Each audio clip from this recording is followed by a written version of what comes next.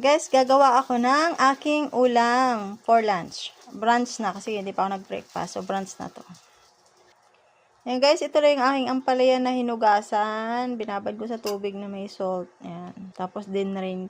Ngayon, ilagay ko naman itong aking sibuyas. Onion white. Ayan. Gusto ko yan. Onion white and then tomato or kamatis. Ayan. Lagay na natin.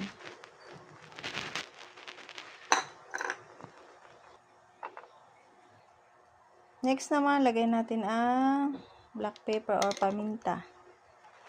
Lalagyan ko rin ng konting sugar. Ayan, para magbalanse. And then, lagyan natin ng soy sauce. Guys. After niya, lalagyan ko ng kalamansi. Ayan. Para yung lasa niya ay maging balanse. Ayan. Guys. And then, imimikos-mikos na natin yan, guys.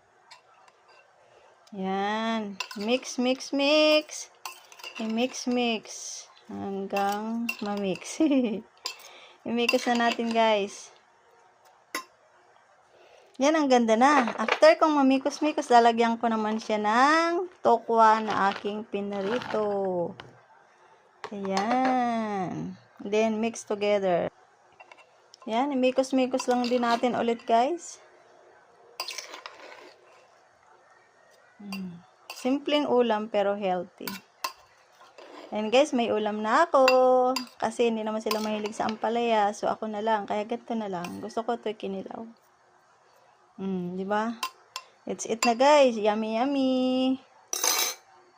Ayan na, ang aking partner na ulam dyan ay tinapa. O, di ba guys? Yummy, yummy.